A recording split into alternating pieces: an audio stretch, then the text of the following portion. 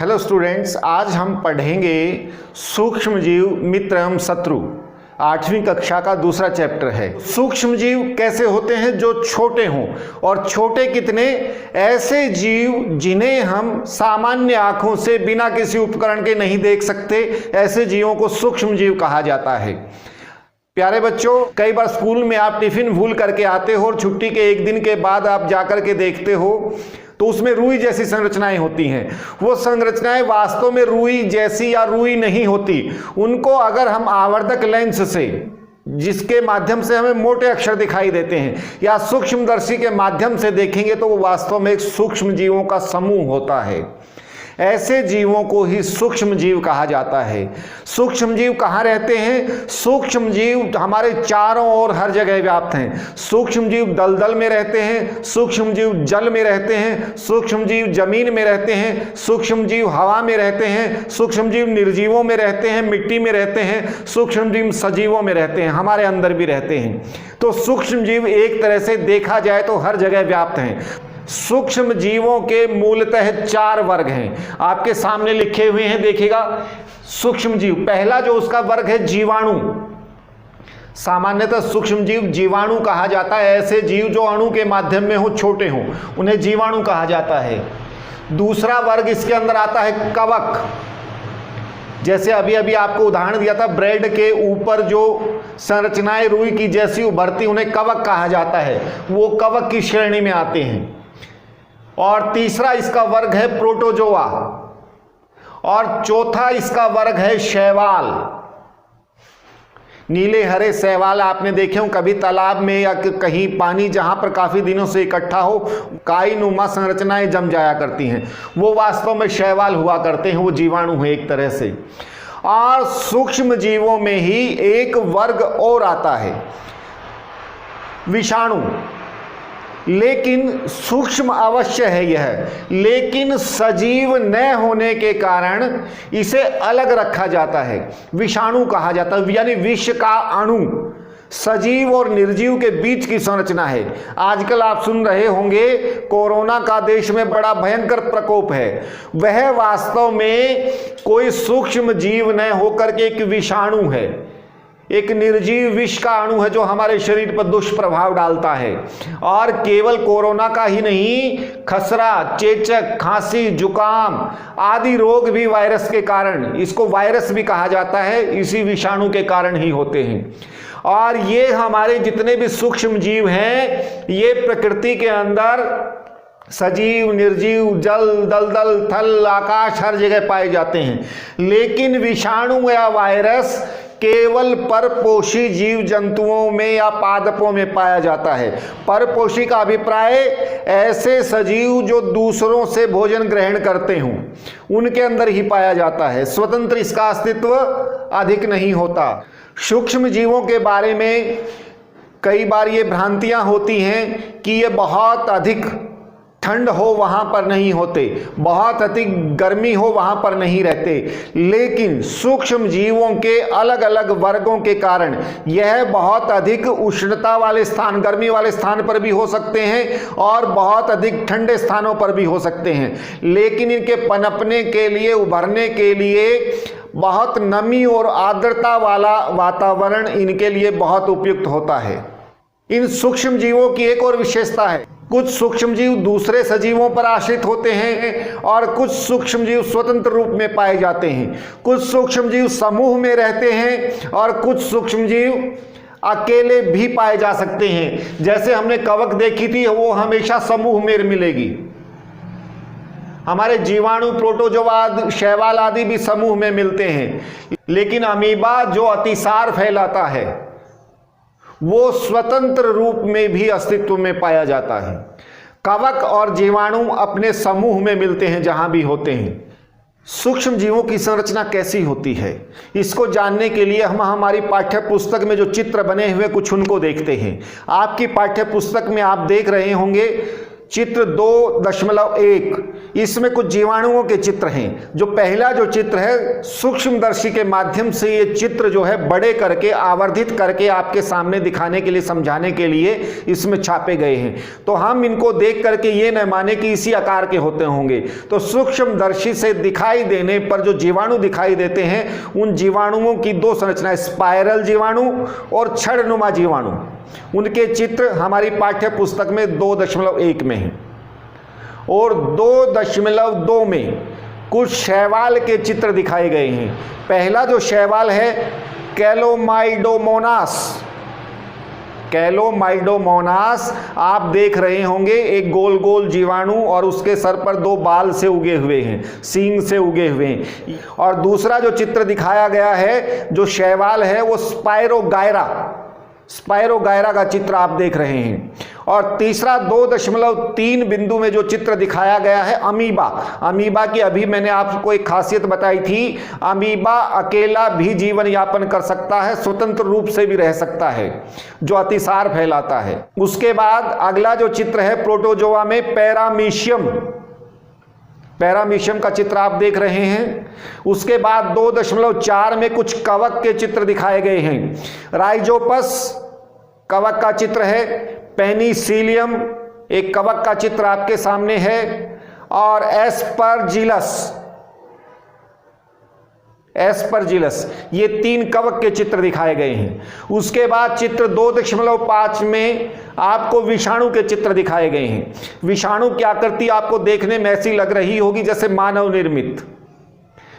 और अभी अभी आपको बताया था कि विषाणु निर्जीव और सजीव के बीच के इनका आचरण निर्जीव होता है। अगर कोई दवाई, एंटीबायोटिक, अगर हम प्रतिजैविक पदार्थ देते हैं, दवाइयों का असर इनके ऊपर नहीं होता, क्योंकि दवाइयों का असर केवल सजीवों के ऊपर होता है। वो ग्रहण करती हैं, उनका पाचन करती हैं, निर्जीव कुछ ग्रहण नहीं करते। तो इसलिए इसके ऊपर दवाइयों का बहुत कम प्रभाव होता है, न के बराबर प्रभाव होता है। तो ये कुछ विषाणु दिखाए गए हैं।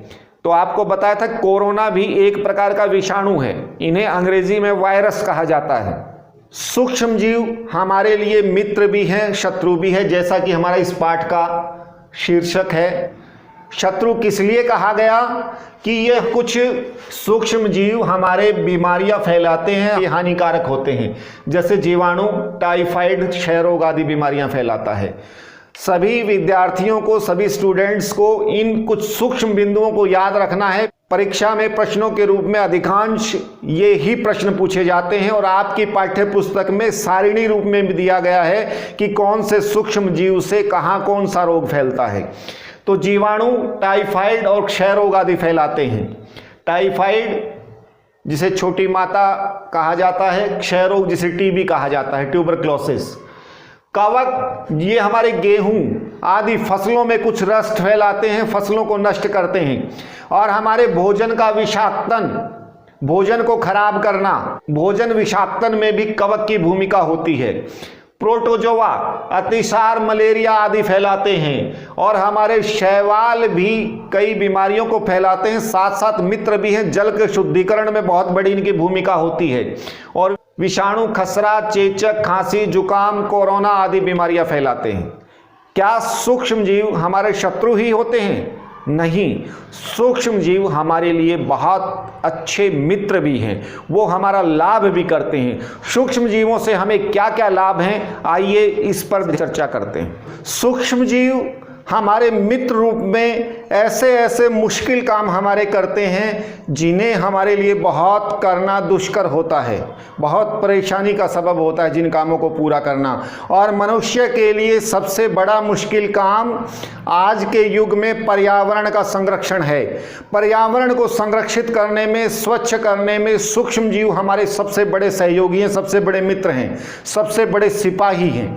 प्यारे बच्चों, आपने कभी देखा होगा हम घरों में जब सब्जियां बनाते हैं उनके छिलके, फल जो खाते हैं उनके छिलके वो अपशिष्ट के रूप में फेंकते रहते हैं। जीव जंतु, मनुष्य अपशिष्ट भी बाहर फैलता है, नालियों में बड़ा गंदगी और बदबू फैलाता है। क्या आपने कभी सोचा है बाद में उनका क्या होता है? उसके बारे में कभी एक प्रयोग कीजिए आप कि सब्जियों के, फलों के छिलके और जीव जंतुओं का अपशिष्ट एक गड्ढे में दबा दीजिए, दूसरे गड्ढे में कुछ प्लास्टिक के टुकड़े, टूटे हुए खिलौने या टूटे हुए कांच के टुकड़े दबाइए। आप लगभग 20 दिन 30 दिन के बाद देखेंगे गड्ढों को खोद करके, तो पहले गड्ढे में खोद देंगे तो जीव जंतुओं के अपशिष्ट, पेड़ पौधों के पत्ते जो भी थे, फलों के, सब्जियों के छिलके थे, वो नष्ट हो करके वापस मिट्टी में मिल चुके हैं। और वो काम किसने किया?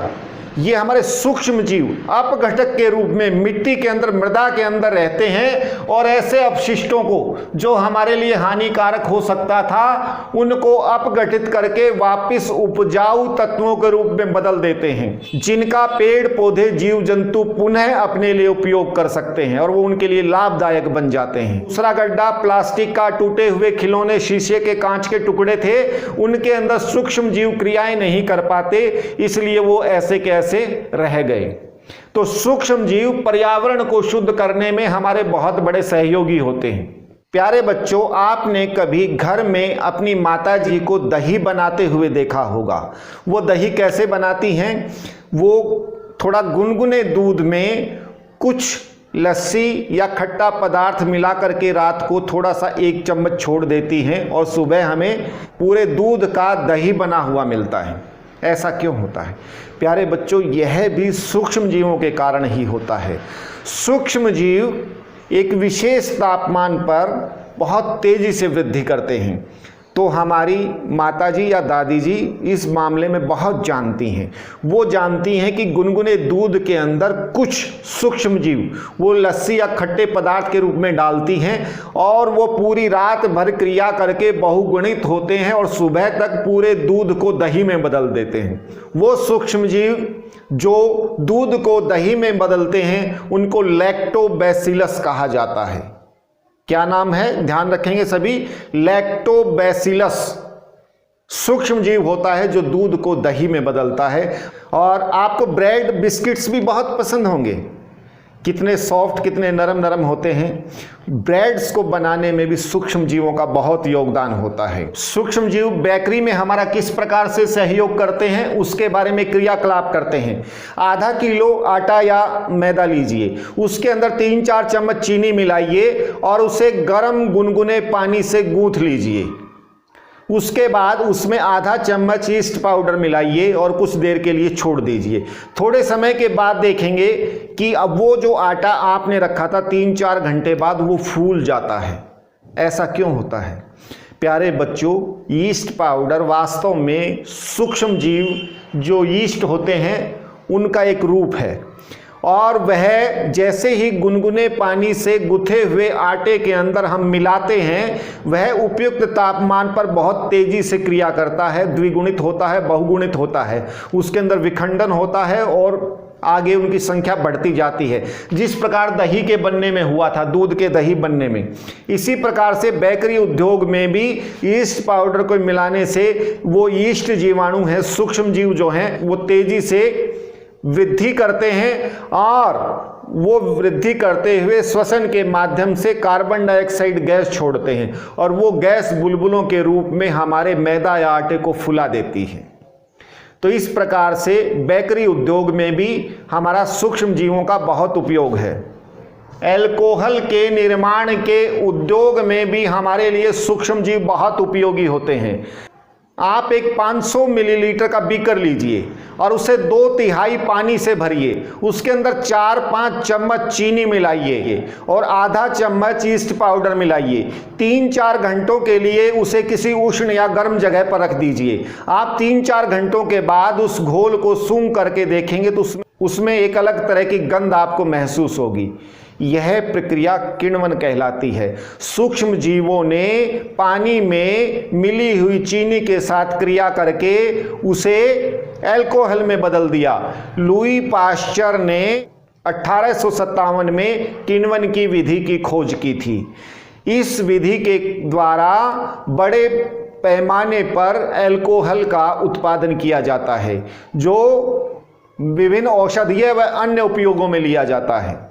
इसके अतिरिक्त सूक्ष्म जीव हमारे औषधीय रूप में भी उपयोग किए जाते हैं। जब हमारे परिवार में कोई व्यक्ति बीमार होता है तो हम डॉक्टर के पास जाते हैं और डॉक्टर हमें कुछ दवाइयाँ देता है, और वो दवाइयाँ क्या करती हैं, हमारे शरीर के अंदर हानिकारक जीवाणुओं का, सूक्ष्म जीवों का, बीमारी फैलाने वाले जो रोगाणु होते हैं उनका जो प्रकोप होता है, हमारी जो दवाइयाँ उनके ऊपर आक्रमण करके हानिकारक जीवाणुओं को मारती हैं और रोगों से हमारी रक्षा करती हैं। जो सूक्ष्म जीव हमारे अंदर रोग फैलाते हैं उन्हें रोगाणु कहा जाता है। जो रोगाणुओं से हमारी रक्षा करते हैं उन्हें प्रतिरक्षी दवाइयां कहा जाता है। लेकिन हमें यह ध्यान रखना चाहिए कि हमें प्रतिरक्षी दवाइयां बिना डॉक्टर की सलाह के कभी नहीं लेनी चाहिए, क्योंकि जैसा आपको मैंने अभी बताया कि ये प्रतिरक्षी दवाइयां हमारे शरीर के अंदर से हानिकारक जीवाणुओं को रोकती हैं। अगर बहुत अधिक मात्रा में लंबे समय तक या बिना डॉक्टर के परामर्श के हम दवाइयाँ लेते हैं तो वो हमारे शरीर के लाभदायक जीवाणुओं को भी नष्ट करने लग जाती हैं, जिससे हमारे स्वास्थ्य पर प्रतिकूल प्रभाव पड़ सकता है, हमारा स्वास्थ्य खराब हो सकता है। अतः बिना डॉक्टरी सलाह के कभी भी हमें ये दवाइयाँ नहीं लेनी चाहिए। इन रोग प्रतिरोधी दवाओं को एंटीबायोटिक या प्रतिजैविक दवाइयाँ भी कहा जाता है। प्रतिजैविक दवाइयों का आविष्कार कैसे हुआ, क्या आप जानते हैं? अलेक्जेंडर फ्लेमिंग नामक एक जीव विज्ञानी जीवाणुओं पर रोग प्रतिरोधक क्षमता के लिए प्रयोग कर रहे थे। उसी समय उनके पास एक स्लाइड पर कवक फफूंद लगी हुई रखी हुई थी। उन्होंने देखा कि जैसे ही फफूंद की स्लाइड जीवाणुओं के पास आती है, जीवाणुओं की वृद्धि रुक जाती है। इसी से प्रभावित होकर उन्होंने हमारी प्रतिजैविक औषधियों की खोज की, पेनिसिलिन की खोज की थी। उसके बाद निरंतर प्रयोगों से स्ट्रेप्टोमाइसिन, टेरामाइसिन, टेट्रासाइक्लिन आदि अनेक प्रतिजैविक दवाइयों का आविष्कार हुआ जो रोगों से लड़ने में हमारा सहयोग कर रही हैं। प्यारे बच्चों, आपने वैक्सीनेशन का तो नाम सुना होगा।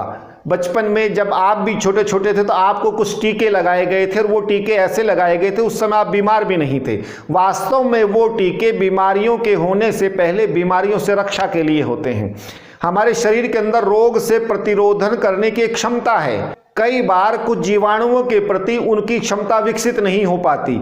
उस क्षमता को विकसित करने के लिए डॉक्टर्स कुछ मृत जीवाणु या कमजोर किए गए जीवाणु हमारे शरीर के अंदर छोड़ते हैं, और हमारा शरीर, क्योंकि वो जीवाणु मृत हैं, बहुत कमजोर किए गए जीवाणु हैं, और हमारे शरीर के प्रतिरोधक जीवाणु उनसे लड़ाई करके अपनी क्षमता विकास कर लेते हैं। और एक बार शरीर के अंदर रोगों से लड़ने की क्षमता विकसित हो जाए तो वो जीवाणु इसे अपनी याददाश्त में भी रखते हैं।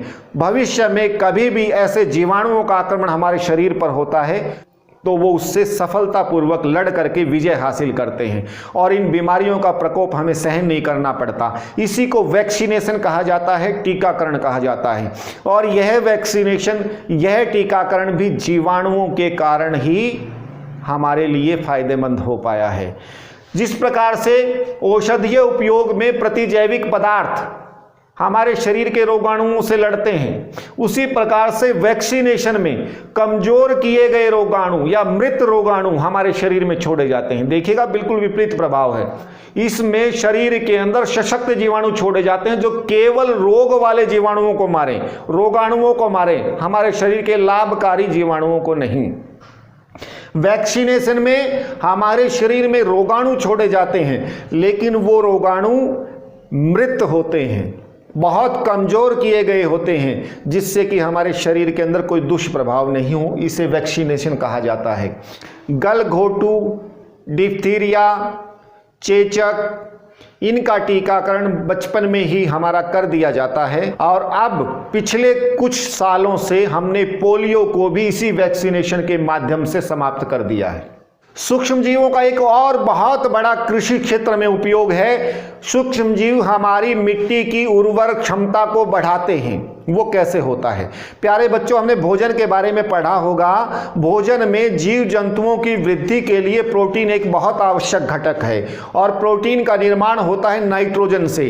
और नाइट्रोजन हम वायुमंडल में इतनी प्रचुर मात्रा में होने के बाद भी सीधे ग्रहण नहीं कर सकते। न जीव जंतु सीधे श्वसन से नाइट्रोजन को ग्रहण कर सकते हैं, न पेड़ पौधे अपने श्वसन के माध्यम से, प्रकाश संश्लेषण के माध्यम से नाइट्रोजन को ग्रहण करते हैं। तो नाइट्रोजन किस प्रकार से पेड़ पौधों के अंदर पहुंचती है, उसमें बहुत महत्वपूर्ण भूमिका होती है हमारे सूक्ष्म जीवों की। मिट्टी के अंदर कुछ सूक्ष्म जीव पाए जाते हैं, नीले हरे शैवाल या राइजोबियम नाम के जीवाणु। वो क्या करते हैं, वो नाइट्रोजन सीधे वायुमंडल से ले सकते हैं और वो हमारे कुछ दलहन के पौधों की जड़ों के अंदर रहते हैं। ये एक सहजीविता का सिद्धांत है। हमारे पेड़ पौधों की जड़ें राइजोबियम जीवाणु को आश्रय आवास प्रदान करती हैं और बदले में राइजोबियम जीवाणु वायुमंडल की स्वतंत्र नाइट्रोजन को ग्रहण करके उसे पौधों के लिए पोषक तत्वों में बदल करके उनकी जड़ों में छोड़ते हैं, जिससे वो हमारे भोजन के माध्यम से हमें प्राप्त होती है। नाइट्रोजन को सरल उपयोगी तत्वों में परिवर्तित करने वाले नीले हरे शैवाल और राइजोबियम का नाम भी हमें परीक्षा की दृष्टि से याद रखना है। तो प्यारे बच्चों, उम्मीद है आपको ये बिंदु समझ में आ गए होंगे। अगर आपको कोई दिक्कत या परेशानी है तो वीडियो को दोबारा देखें या नीचे कमेंट बॉक्स में लिख दें, हम उन्हें हल करने का प्रयास करेंगे। Okay students, thanks.